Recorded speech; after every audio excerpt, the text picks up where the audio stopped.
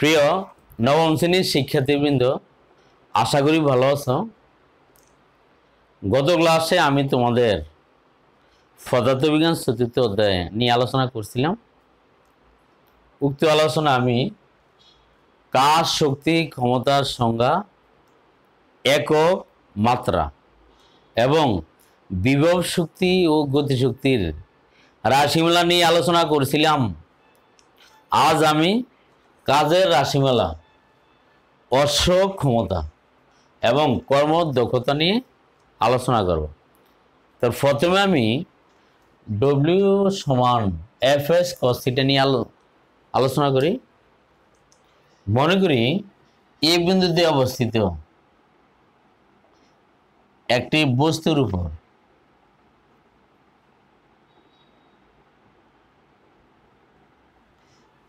AB বরাবর F বল প্রয়োগ করায় বস্তুটি এবি এর সাথে থিটা কোণে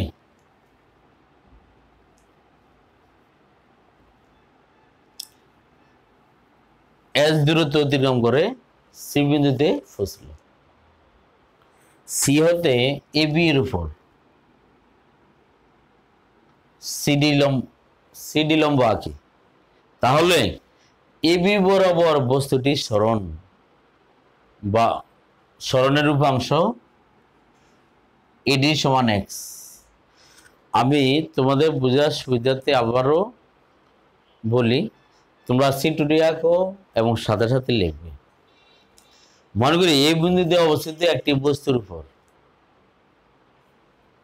এবি বরাবর এফ বল প্রয়োগ করায় বস্তুটি এবি এর দিকের সাথে থিটা কোণে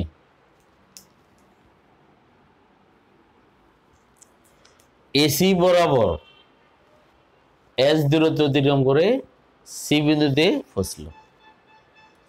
সি হতে এবি এর উপর সিডি লম্ব আঁকি, তাহলে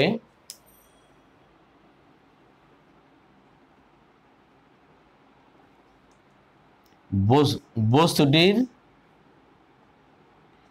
অতিক্রান্ত দূরত্ব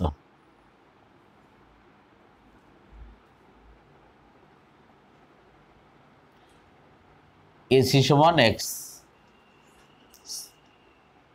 সরি এস। এবি বরাবর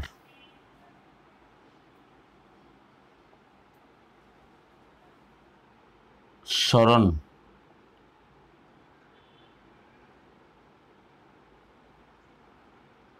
এডি সমান এক্স। এখন এসিডি সমকোণী ত্রিভুজ হতে পাই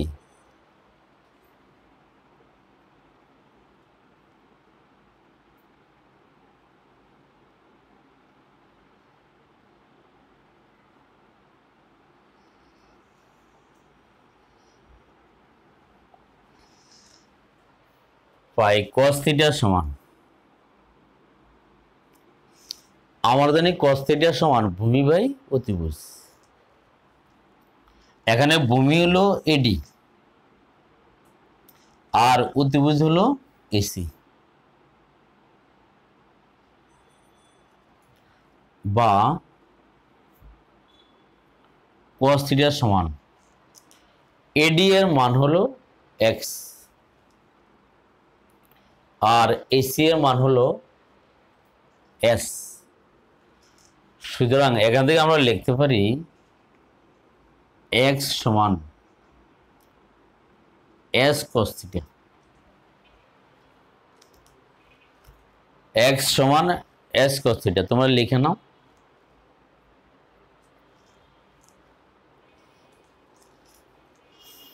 আশা করি তোমাদের লেখা শেষ।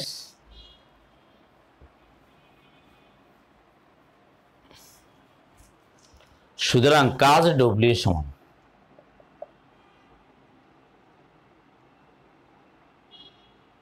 প্রযুক্ত বল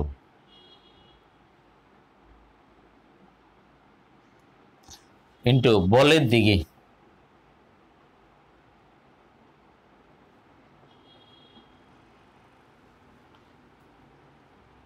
অতিক্রান্ত দূরত্ব, বলের দিকে অতিক্রান্ত দূরত্ব সমান প্রযুক্ত বল হলো এফ, আর বলের দিকে অতিক্রান্ত দূরত্ব হলো এক্স, সমান এফ ইন্টু, তাহলে এস এর মান হলো, এক্স এর মান হলো এস কস থিটা সমান এফ এস কস থিটা। তাহলে আমরা লিখতে পারি ডব্লিউ সমান এফ এস কস থিটা। কোন বস্তু যদি প্রযুক্ত বলের দিকে না গিয়ে প্রযুক্ত বলের দিকের সাথে কোন কোণ তৈরি করে, তাহলে আমরা ডব্লিউ সমান এফ এস কস থিটার সূত্রটি ব্যবহার করব।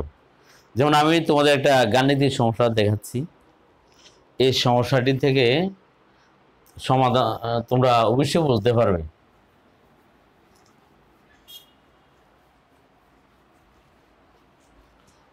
লেখো গাণিতিক সমস্যা।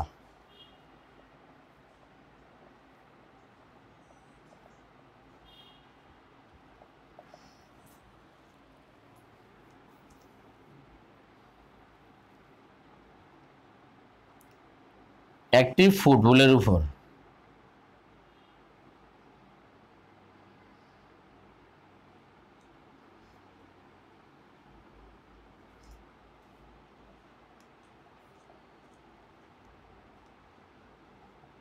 ফাইভ নিউটন বল প্রয়োগ করায়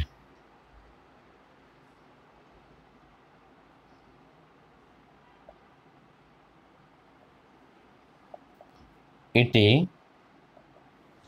বলের দিকের সাথে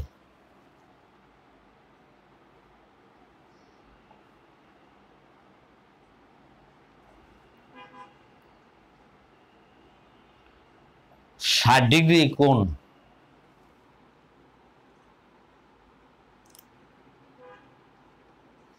কোণে 50 মিটার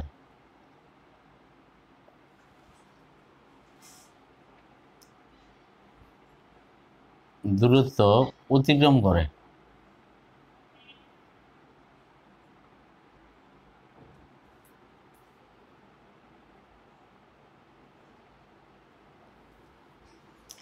সম্পন্ন কাজের পরিমাণ নির্ণয় করো।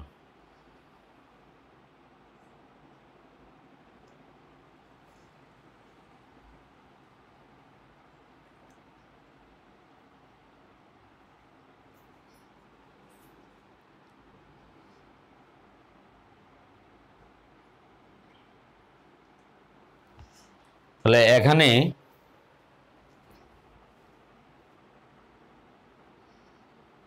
বল এফ সমান 5 নিউটন,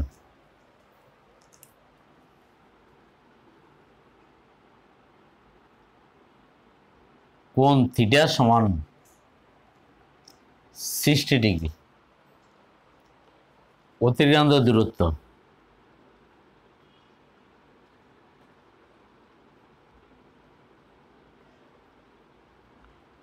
এস সমান 50 মিটার।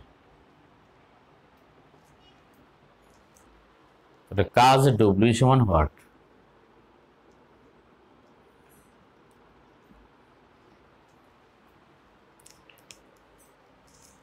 আমরা জানি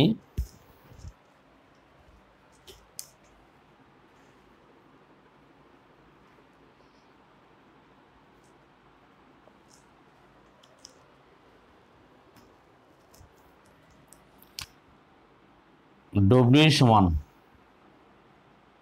এফ এস কস থিটা সমান, এখানে এফ হলো 5 নিউটন আর এস হলো 50 মিটার। the cos 60 ডিগ্রি সমান 5 newton into 50 metre into cos 60 ডিগ্রির মান হলো হাফ। তোমরা যদি সাধারণ গণিতের ত্রিকোণমিতি 9.2 করে থাকো তাহলে এটার মানটা পারবে, আর যদি না করে থাকো তাহলে তোমরা সায়েন্টিফিক ক্যালকুলেটরের সাহায্যে cos 60 ডিগ্রির মানটা বের করে নিতে পারো। সমান এখানে কত হবে, এখানে 25 5 125 জুল।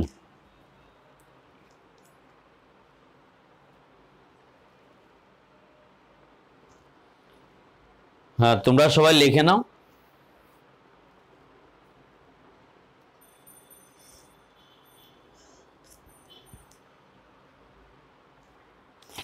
আশা করি শিক্ষার্থী বন্ধুরা তোমরা ডব্লিউ সমান এফ এস কস থিটা সমীকরণটির প্রতিপাদন শিখেছ এবং আমি একটি গাণিতিক সমস্যা দিলাম, এই সমস্যাটি থেকে তোমরা এই সূত্রটির প্রয়োগ শিখেছ। এখন আমি অসক্ষমতা নিয়ে আলোচনা করব।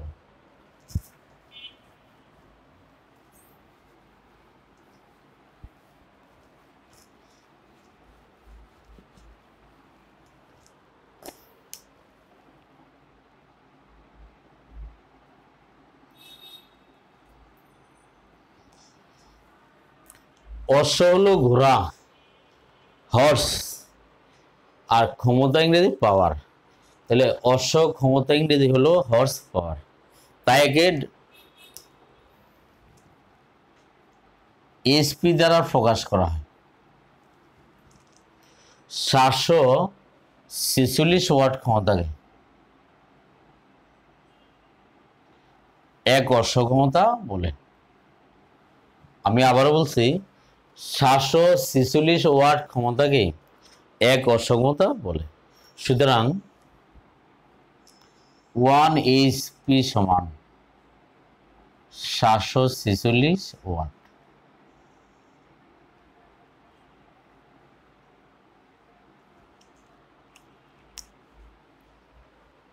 তোমরা সবাই লিখে রাখো।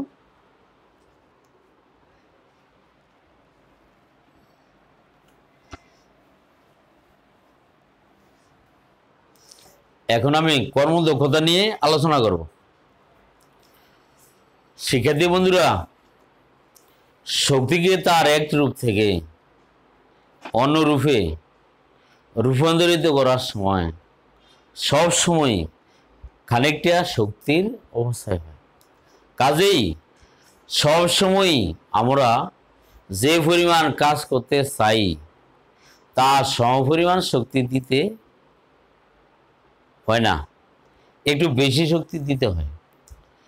আমরা আমাদের দৈনন্দিন জীবনে নানা ধরনের যন্ত্র ব্যবহার করি, নানা ধরনের ইঞ্জিন ব্যবহার করি। সবসময় দেখা যায় সেগুলিতে ঘর্ষণ বা অন্যান্য শক্তির কারণে শক্তির অপচয় হয়।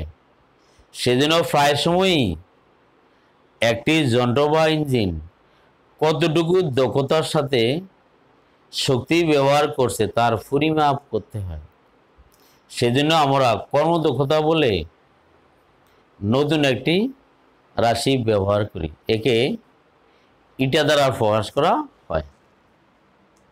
তাহলে কর্মদক্ষতার সংজ্ঞাটি কি হবে? লব্য কার্যকর শক্তি এবং মোট প্রদত্ত শক্তির অনুপাতকে কর্মদক্ষতা বলে। তাহলে কর্মদক্ষতা সমান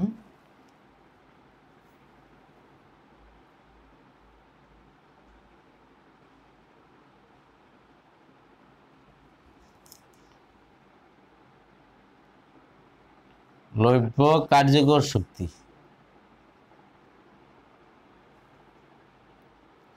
বাই মোট প্রদত্ত শক্তি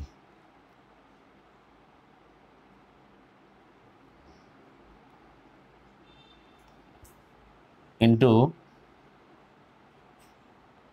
100%। এখানে লভ্য কার্যকর শক্তি হলো যে শক্তি লাভ করা হয়েছে অর্থাৎ কৃতকাজ, আর মোট প্রদত্ত শক্তি হলো যে শক্তি দেয়া হয়েছে, প্রয়োগ করা হয়েছে, আর একে শতকরায় প্রকাশ করা হয়। তাহলে এখান থেকে আমরা লিখতে পারি লভ্য কার্যকর শক্তি হলো কাজের পরিমাণ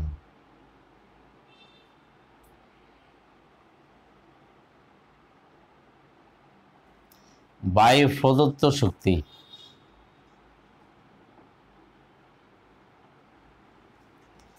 ইন্টু 100%।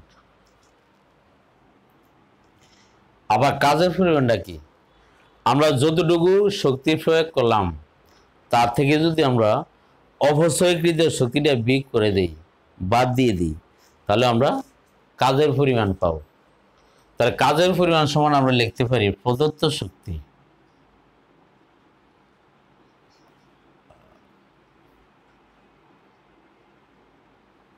বিয়োগ অপচয়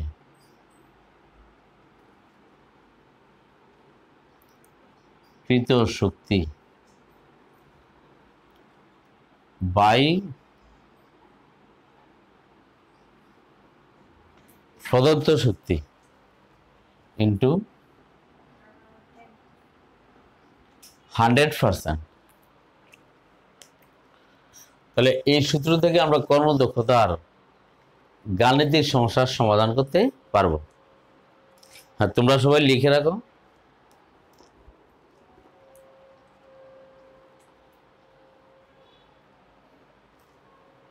আশা করি তোমাদের লেখা শেষ।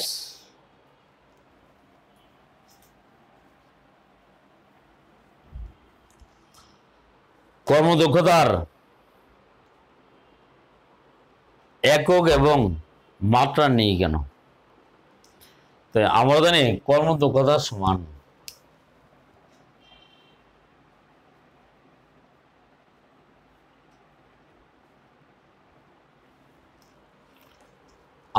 কর্মদক্ষতার সমান লভ্য কার্যকর শক্তি বা মোট প্রদত্ত শক্তি ইন্টু 100%। এখানে লভ্য কার্যকর শক্তির একক জুল এবং মোট প্রদত্ত শক্তির একক জুল। জুলকে জুল দ্বারা ভাগ করলে 1 হয়, তাই কর্মদক্ষতার কোনো একক নেই। আবার শক্তির মাত্রা যা, প্রদত্ত শক্তির মাত্রাও তা। এই কারণে কর্মদক্ষতার কোনো মাত্রাও নেই, অর্থাৎ কর্মদক্ষতার কোনো এককও নেই, মাত্রাও নেই। যেহেতু কর্মদক্ষতা হলো 21 জাতির 2টি রাশির অনুপাত, তাই কর্মদক্ষতার কোনো একক এবং মাত্রা নেই। আশা করি তোমরা বুঝেছ। এখন আমি কর্মদক্ষতা সম্পন্ন একটি গাণিতিক সমস্যার সমাধান করি, যা তোমাদের বইয়ের চতুর্থ অধ্যায়ের শেষ পৃষ্ঠা দেওয়া আছে। একটি গাণিতিক সমস্যা।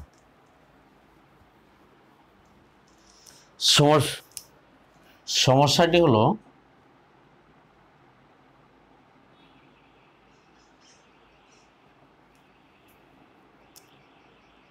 এক 1000 ওয়াটের একটি মোটর ব্যবহার করে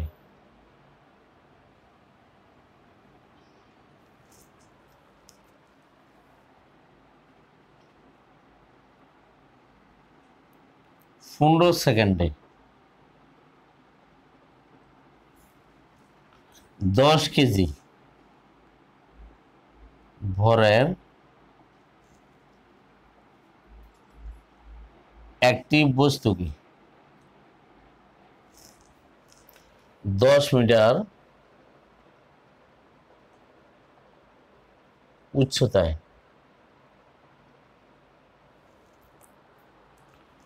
উঠানো হলো।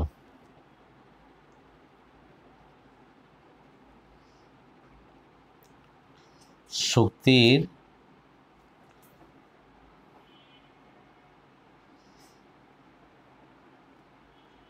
অবশ্যই কত?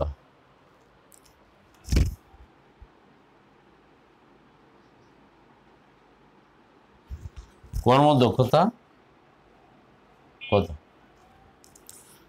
তাহলে আমরা প্রশ্নটা বোঝার চেষ্টা করি। 1000 ওয়াটের একটি মোটর ব্যবহার করে, 1000 ওয়াট মানে মোটরের ক্ষমতা 1000 ওয়াট, 15 সেকেন্ডের সময় হলো 15 সেকেন্ড। 10 কেজি ভরে, তাহলে বস্তুটি ভর 10 কেজি। একটি বস্তুকে 10 মিটার উচ্চতায়, তাহলে উচ্চতা হলো 10 মিটার। শক্তির অপচয় কত আর কর্মদক্ষতা কত। তাহলে এখানে দেওয়া আছে কি কি। এখানে এখানে বস্তুর ভর m সমান 10 কেজি, উচ্চতা a সমান 10 মিটার, মোটরের ক্ষমতা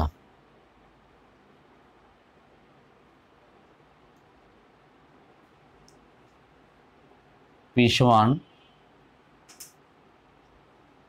1000 ওয়াট, সময়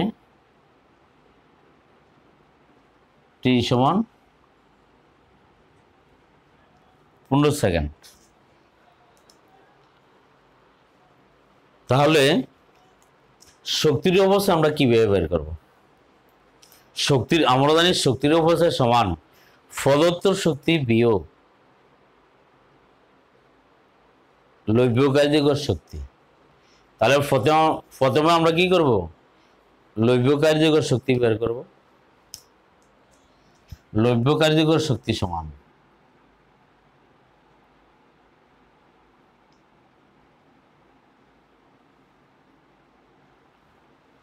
কাজের পরিমাণ।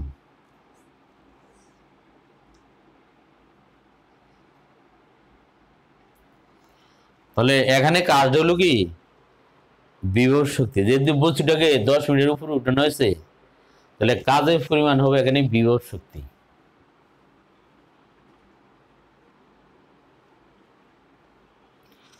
আমরা জানি বিভব শক্তির রাশিমালা কি, বিভব শক্তির রাশিমালা হলো mgh।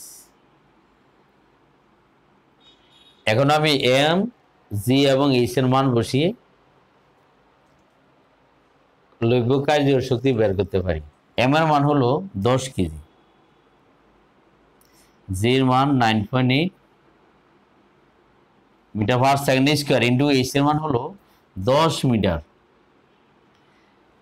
তাহলে আমরা যদি গুণ করি, গুণফল হবে 9800 জুল। তাহলে আমি লৌহ কার্যকর শক্তি পেলাম 9800 জুল। এখন আমি প্রদত্ত শক্তি বের করি।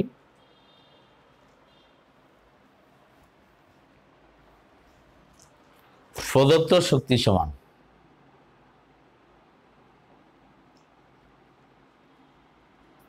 পিটি। তাহলে এখানে মোটরের ক্ষমতা হলো 1000 ওয়াট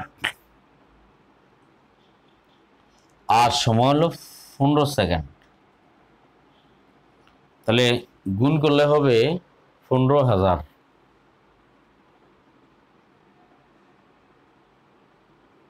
জুল। সুতরাং শক্তির অপচয় সমান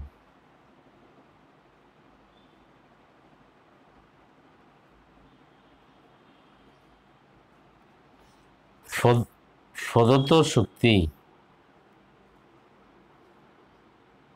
বিয়োগ লৌহ কার্যকর শক্তি। এখানে প্রদত্ত শক্তি হলো 15,000 জুল আর লৌহ কার্যকর শক্তি হলো 9800 জুল। তাহলে বি করলে হবে 5200 জুল। তাহলে আমি শক্তির অপচয় পেলাম কত, 5200 জুল। তাহলে এখন কর্মদক্ষতা বের করি। আবার কর্মদক্ষতার সমান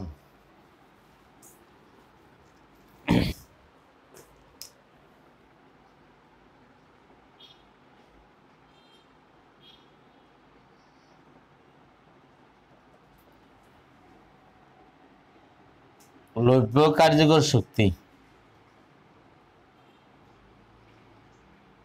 বাই মোট প্রদত্ত শক্তি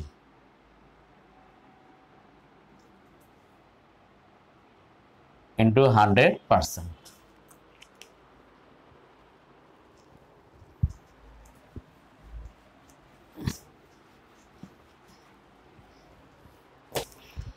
এখানে লভ্য কার্যকর শক্তি হলো 9800 জুল, আর প্রদত্ত শক্তি বের করেছি 15000 জুল ইন্টু 100%। তাহলে আমরা যদি হিসাব করি তাহলে রেজাল্ট হবে 63.5%। তাহলে কর্মদক্ষতা হলো 63.5%। তোমরা লেখা শেষ করো।